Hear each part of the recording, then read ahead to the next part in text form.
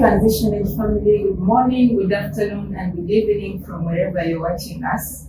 Yes, the long-awaited part or segment that I told you about, the PK edition, is here.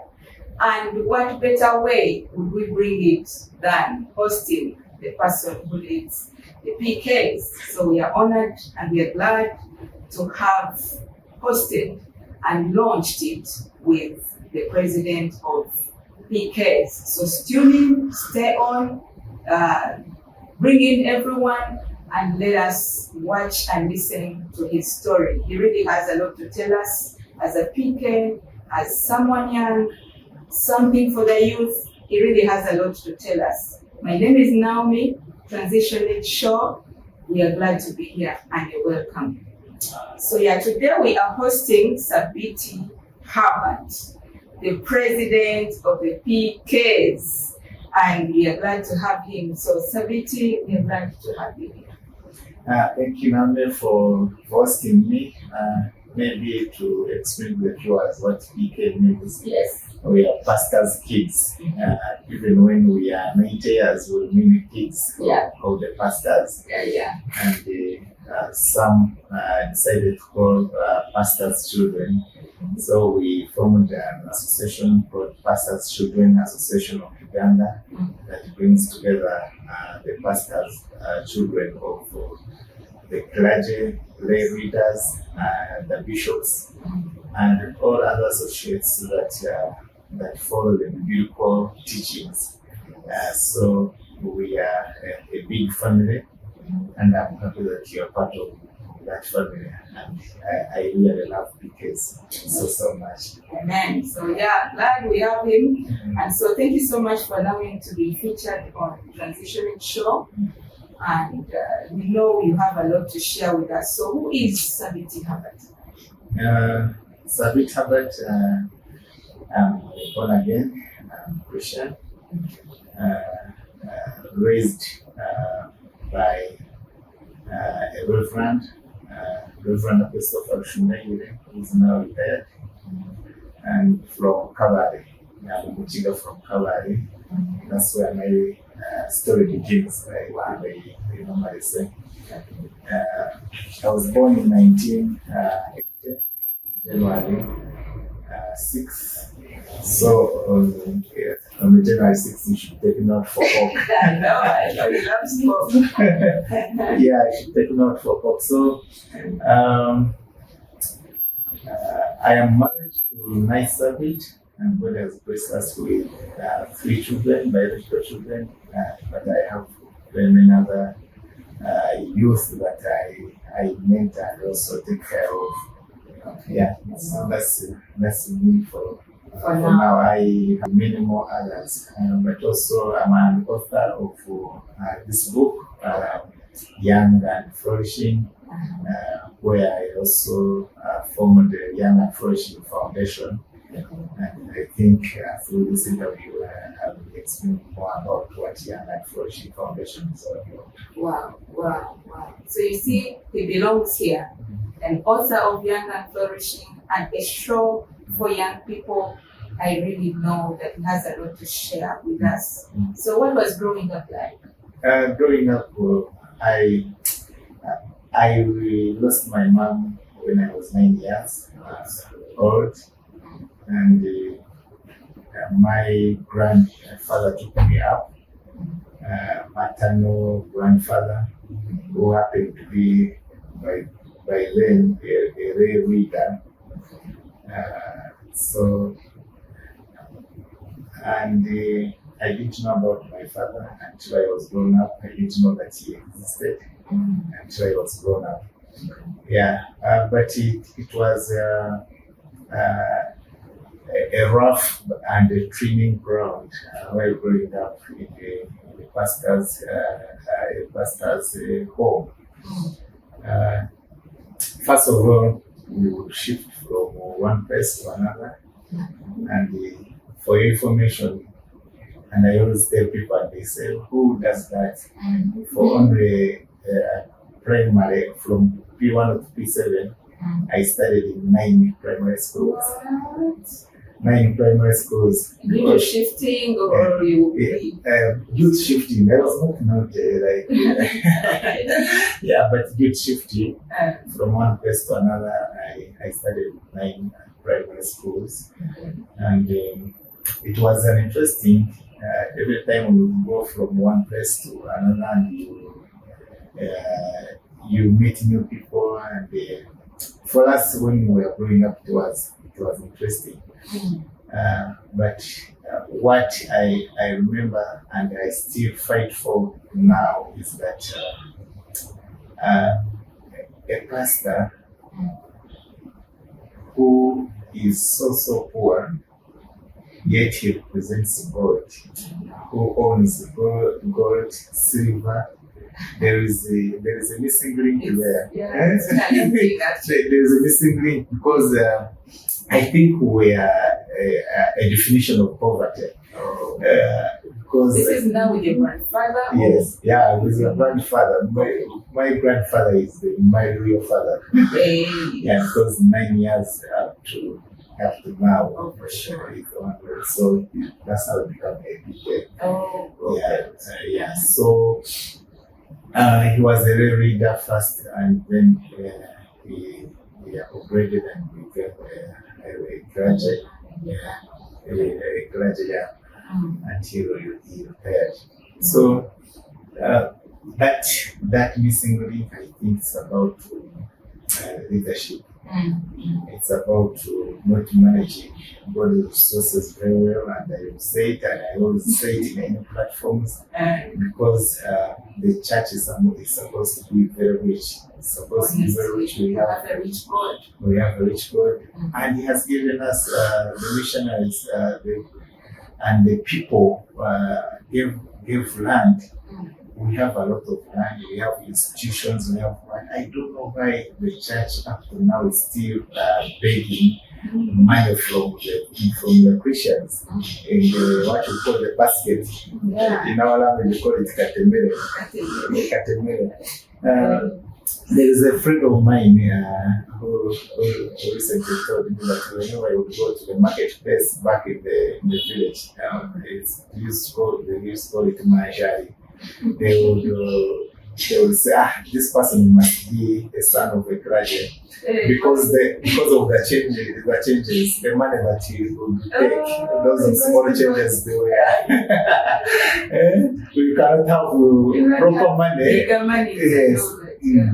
And Christians, those in the villages, maybe because they also, it depends on the village, they don't have money, but also they don't know how to give. They only give changes. What has 50 shillings, 100 shillings, and we expect to get one salary and administrative fees. There was time when I went to village church at home in Western, and I gave him some money.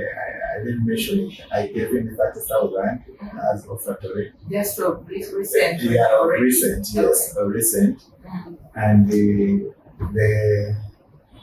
following Sunday, they announced that last time we collected very well. We collected 50,000. So I realized the entire church collected 20. So that's how I grew up. Would shift, and the Christians by then, I don't know these days of how it changed. They respected and loved the church leader. They would come and they carry our belongings on their heads if they are to shift us from one place to another. When we are their leaders, and when you were pissed, there is that lorry that would come from there, so chickens to come and take you. But we had cows, so some of us would stay behind them. Would go with the trek with the cows, even for close 20 kilometers, trekking with cows, and you reach in a new place.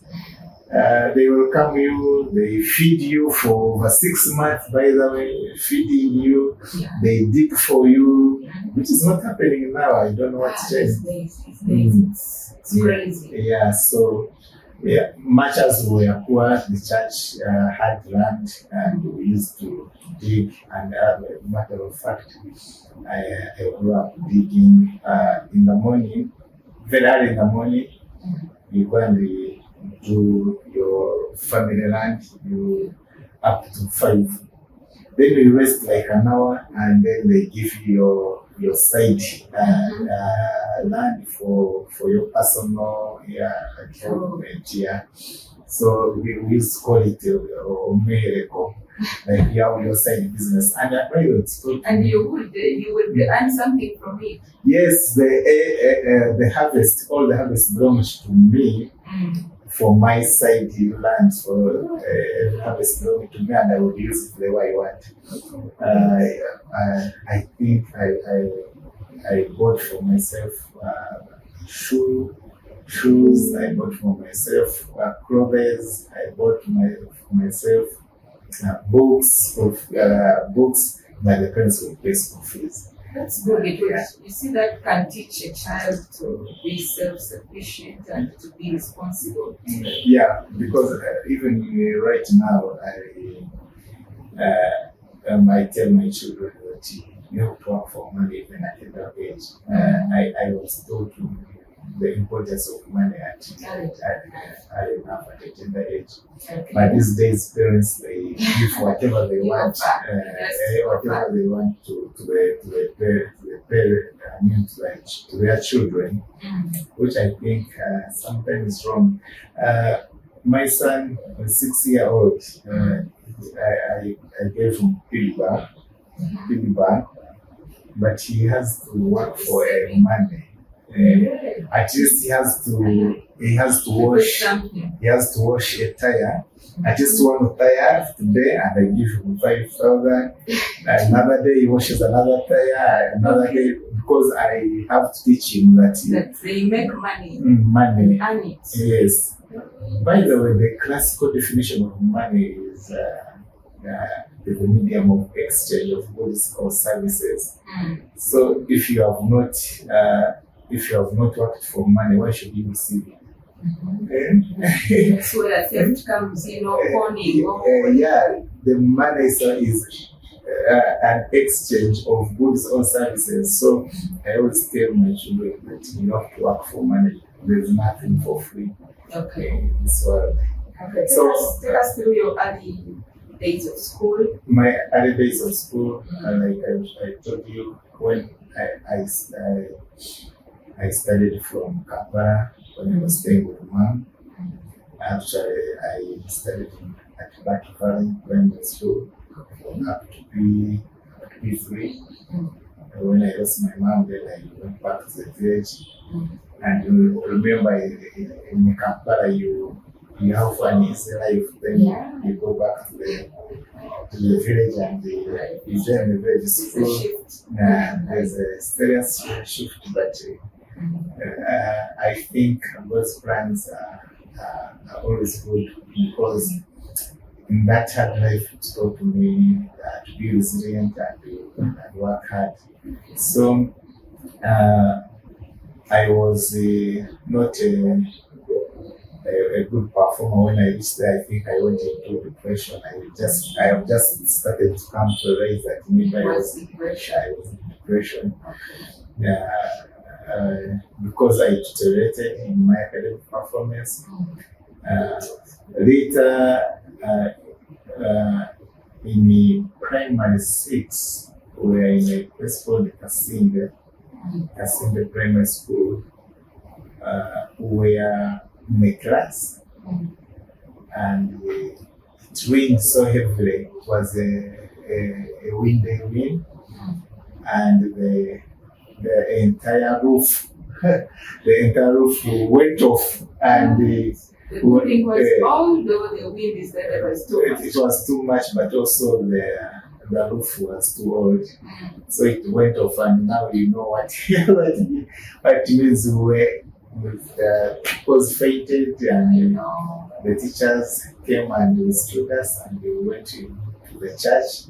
You know, the school used to be near the church, so we went and went into hiding in the church.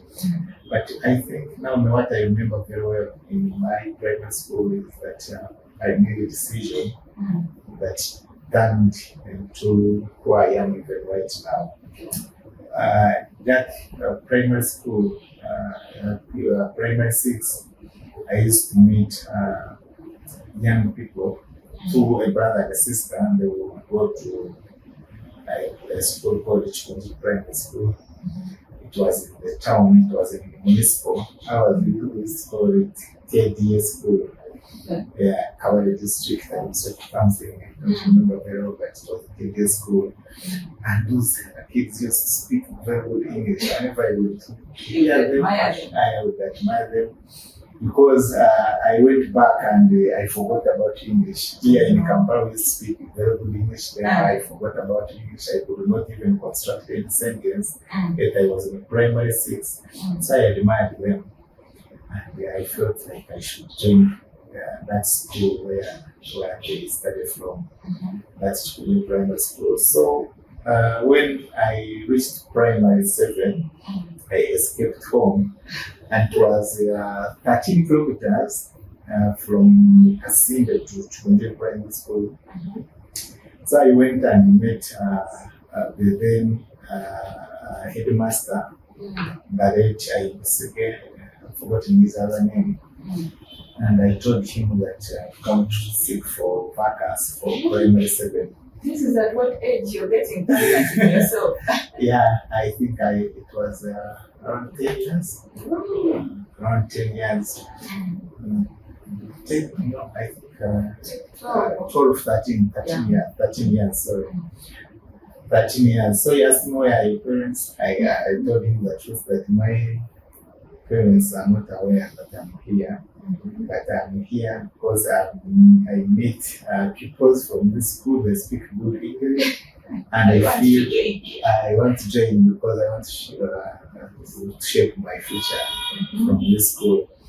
He was so astonished, and he had to give a position on the condition that they are going to promote me to go to primary 6. I begin primary 6, so, and then I go to P7 because they thought that I will not manage the primary 7. So now I learned how to negotiate from the beginning. You've been focused from the start. Yeah, I learned how to negotiate from the beginning. I told him it is okay. I'm okay with primary 6, as long as but just first give me a chance. First term, give me a chance in primary 7. Okay. If I don't perform well, then you take me back to P6. Yeah, I think he wanted this kind of kid. Yeah. Is from so where? Imagining it now. Yeah, so he accepted. I went to primary 7, and surprisingly, indeed, the first time they would give exams. If you don't reach 50 as an average pass mark, they take you back to primary 6. Okay. Whether you were from that school, whether you were promoted or not, because they didn't want to take average students. So I went in primary 7, and I worked so hard, and I got an average pass mark of 55. So I survived the P6. You survived the demotion. I survived the demotion, and I went in P6, and I performed. I got second grade of 13. I remember very well. First was by just one. Okay. Not that I was not clever, but during that time I felt sick. I did exams when I was so sick. And actually, I found out that I could manage those maths. So that's my primary school level. Yeah, I did tell you because my parents were not aware. They thought that I was still in other school for P7, not until they sent me for school fees. The fees had changed a bit. Yeah, I had changed a bit to 7,000, I remember. And now I had to tell my grandmother. She rested in 2012. I had to tell her what I've been, where I've been going. We wondered why you come very late. But of course, during game time at 3 p.m. I would escape. So that I reach home very early, so they would not understand where They know that you're from far. because first of all, after school, my home duty was to fetch water. So I would go with a jerrycan, and the casino was on the hillside. So we would go down like 5 kilometers to fetch water. So I would go and leave the jerrycan in some shop somewhere. Then afterwards I go and fetch water and I go with water. So they would think that I've come with water, but I'm from Casino Primary School. So now They have sent you for school. the real issue came in, and I knew that I was finished. So I talked to my grandmother and said, "What? You've been doing like this? You are finished. They will kill you." So later in the night, he told my grandfather in their bedroom. I had to stand on the door to hear what they were talking about. And my grandfather said, "You can make such a kind of decision. This boy is going to be a very big man." Now I went to sleep. I knew that now. It is well. So in the early morning, he called me. Of course, he first intimidated me how I could do such a thing, but inside me, I knew that the guy is proud of me. So now when you're a PK, you know what we went through. We would go with those chicks, please allow. Please allow him to do exams, please allow. I think those chicks are common with PKs. I know a PK who is watching me who remembers this. Please allow because we didn't have money. But what I remember very well and what I appreciate is that the head teachers and the teachers respected those chicks, and they would allow us to do exams, and we get paid later. They get paid later. So he gave me a cheat, and now I was more comfortable because they knew where I was studying from. So that's my primary school. How many people were you at home? The children? The children were my grandfather raised many grandchildren, and also our uncles and aunties were almost the same age. So we're around 12. It's a typical home of we had very many relatives taken care of. Okay. So you finish primary and now you go to secondary. Where were you able to go? At secondary, I had to put when we were in primary 7. Every after 4 p.m. when we were going home,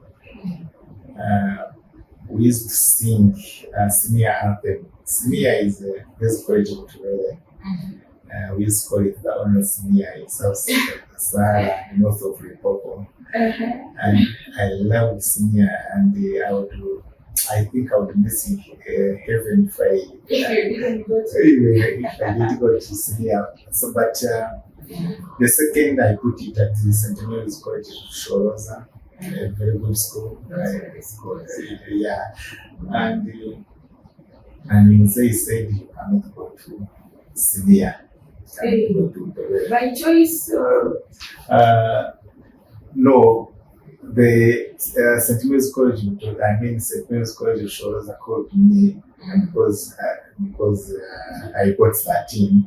So they called me and said, where they have called you, that's where you are going. At least I knew that he didn't want me to go into the way because it was a single school and the behaviors by then were students. So yeah, so I went to St. Mary's College of Shores. And I think I joined when I had also started with the adolescence. That is the age. That is the age of adolescence. There is always peer pressure. And to you who are watching this, is that you need to be very careful with peer pressure. But the peer pressure is not only for you, even others have peer pressure. Some people do bad decisions because of the peer pressure. So in senior, I joined senior one. St. Mary's was a mixed school and then boarding. Was it quite far from? Yes, but I went into boarding school. My aunt took over to pay for me school fees from primary one. I mean from senior one up to university. So I joined, and because I was from poor background, I remember asking Jose for toothpaste. By then it was Colgate. And you even have to know some people call it toothpaste Colgate. He asked me, you mean in St. Mary's they don't have trees? I can get that stick to use. I did have, yes, I had in primary 7 back, I had planted some Irish potatoes and I sowed and put some clothes, a few clothes, but everything else was old. But the good thing is that St. Mary's had both rich, these days they call them prime kids, rich kids and also poor kids. So it was a mix, and we managed to survive. There's one thing that I remember very well that up to now it puts me to be humble and help the needed. There is a young girl whom I sat with in senior one. She saw my books were Musana, 32 pages. And for her, she had black books and Back then they had that. she had black books. Yeah, but because the father had a stationery book, a stationery shop in Calgary town. Do you know what she did? She went home on the weekend and got for me 12 black books. I think she talked to the father, and the father. Out of pity, or this was your crush? No, out of pity. Out of pity, she gave me. She gave me 12 black books that actually I used up to senior 4. Too many? Yes, well, because you were really big. Really, yeah, and I would do utilize. Yeah, I love to utilize resources.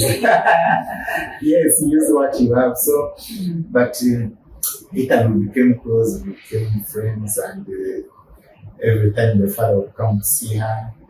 Me, throughout my education, no one came to see me at school. Yeah, so they would only come to pay school fees. So every time they would visit her, they would carry for me, and they would carry for me also some bread and sugar. Yeah, by the way, up to now, I'm still in touch with her. And surprisingly, the father was a Muslim, she's a Muslim. The Muslim lady, but they had very big hearts. Yeah. So God can bring someone, can bring an angel in your life you least expect to help you to go through this.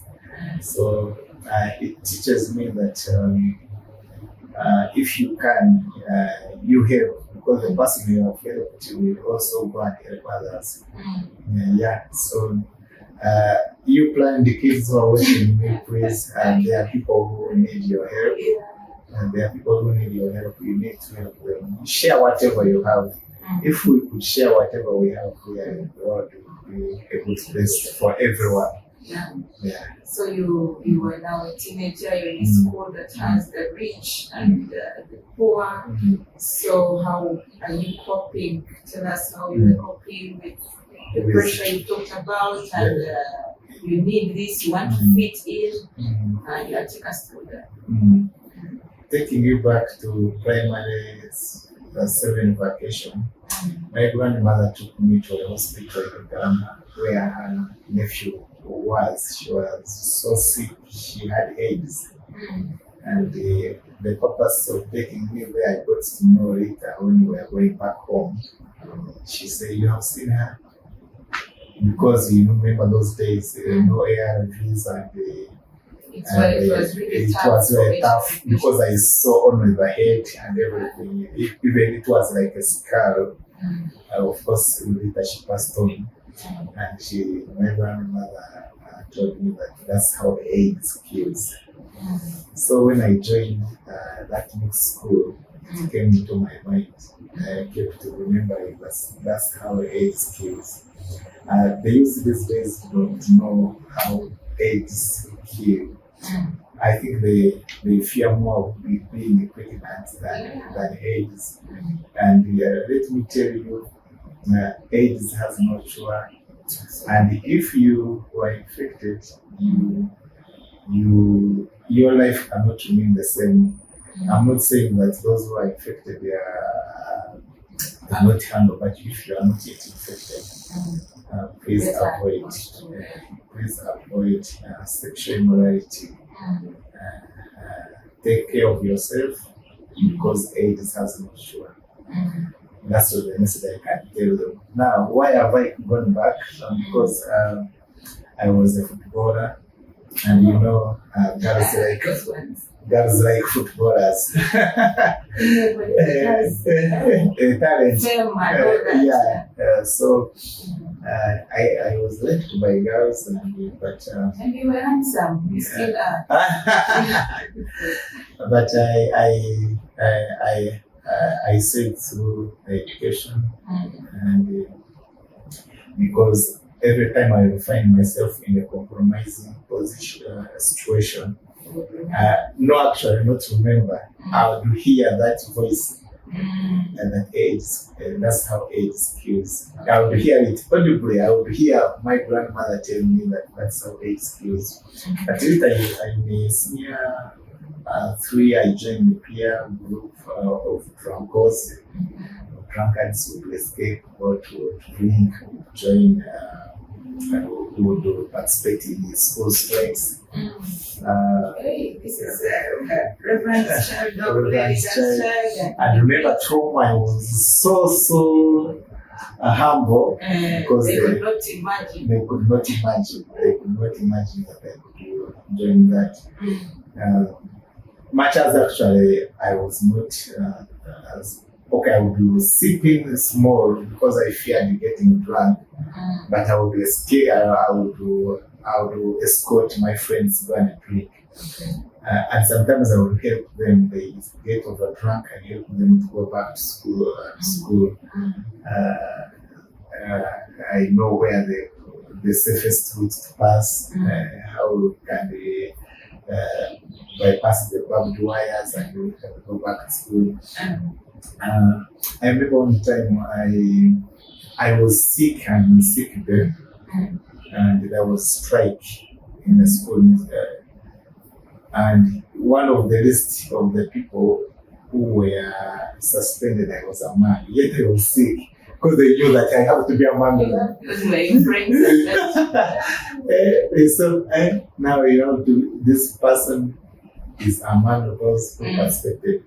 So out of 41 students that were suspended, I did negotiate. Remember, I told them I'm a negotiator.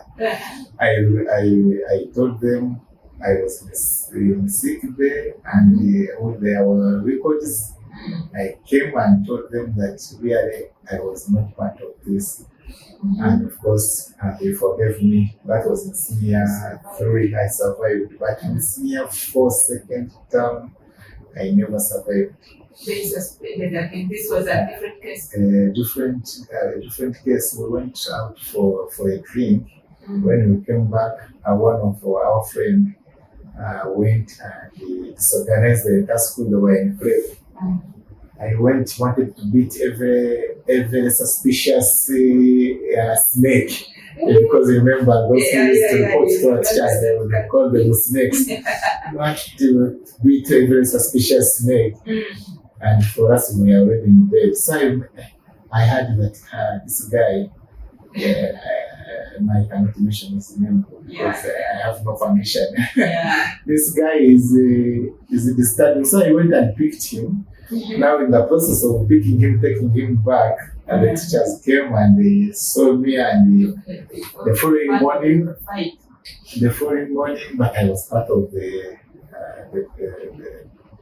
people who went for a drink. So the following morning they suspended us. My friend, when they suspend you, and they took us in the school, Diana. They could drop you home. They had to drop us home. I remember one. You had no chance of going to hire a parent. No, it was indefinite suspension, by the way, to never go back. Expulsion. Now the good thing is that by then we were far from town. They had transferred us to Kawanyonyi. Kawanyonyi was a bit far. So better can get to grandpa's place.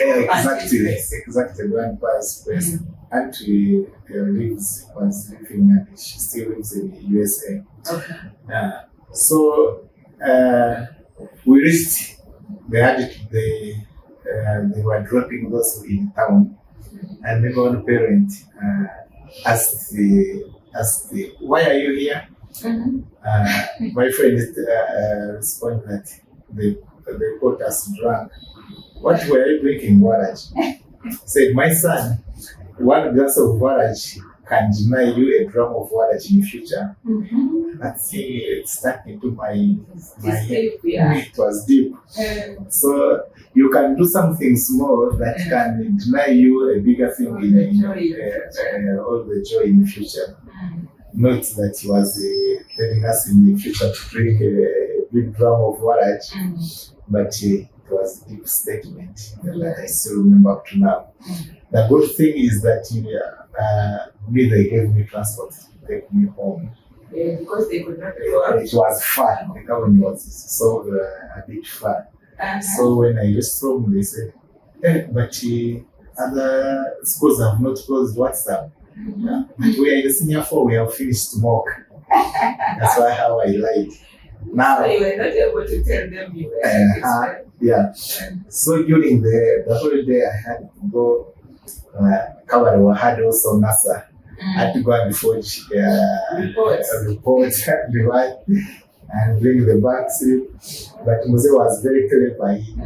I saw the signature and he could tell that these are forged. So he went back to St. Mary's and they told him that we were expelled.